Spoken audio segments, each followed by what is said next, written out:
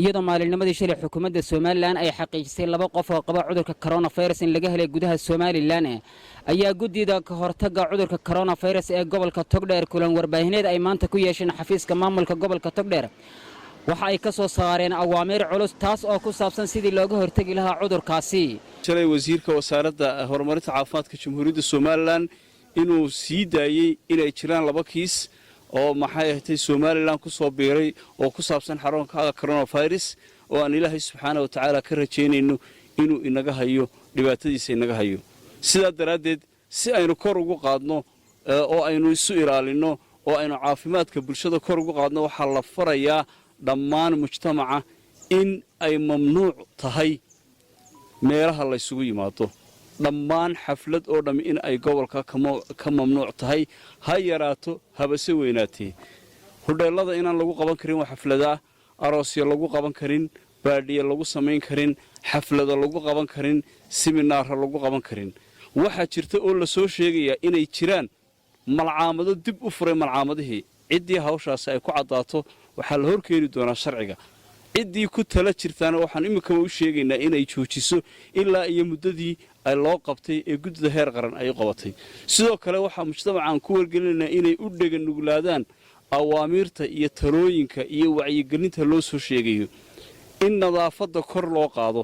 oo waxa weeyaan nadaafadda cid kastaaba kor u qaado oo qoyska laga bilaabo oo guriga laga bilaabo oo meherada lagu xigsiyo oo magaalada lagu xigsiyo haddii uu qof xanuun dareemo lambarka telefoonka lagala soo hadlayo xarunta heeganka cusbitaalka ku taala 713322 weeyaan marka qofkii calaamado isku dareema ma aha inuu mar walba xarunta caafimaadka ku soo cararo heegankaas la soo hadlaya heegankaas tala siinaya dadka badankooduna gurigay iska joogayaan qofkii calaamadaha dareema waa inuu gurigiisa isku hayo sheegay qofka buka maanta burco waa u diyaar meeshii la dhigi lahaa iyo shaqaalihii lagu daweyn lahaa iyo dawadii wixii markaa uu daryeel u baahnaa waa loo diyaariyey waana aniga idiin sheegay oo lambarka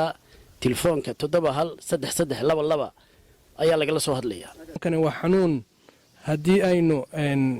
caafimaadkeena iyo sixadeena iyo aynu hagaajino iyo sanitationkeena aynu 90% ka badbaadi karno anagu ciidan ahaan booliis ahaan awaamirta laga soo saaray halkan amba horaba loo soo saaray si horamaanu u sheegnay waxaanu ka qaadan doonaa roolka nagaga aadan insha Allah bismillaahi kariim cid kasta oo u hogaansami weydana talaabada sharciga waafaqsan baanu ka qaadi doonaa ee ka dhaga adeegta awaamirta halkan ka soo baxday iyo kuwii hore looga soo saaray guddida qaranka soo saartay talaabaan ka qaadi doonaa insha Allah bismillaahi kariim yaabaha mamnuuca laga dhigay ee ah siideynta in la sii daayo goobihii waxbarashada in la sii daayo goobaha had iyo jeer mafrishada lagu qayilo in la sii daayo meelaha la isugu yimaado ee calaamadsan waxyaabahaasoo dhan baanu bulshada waxaanu ka codsanaynaa inay ku dhaqmaan waxyaabaha la soo tabiyey inay ku dhaqmaan baanu ka codsanaynaa waa maxamuud axmed aadan maxamuud damaashada wararka telefishinka dalka magaalada Burco.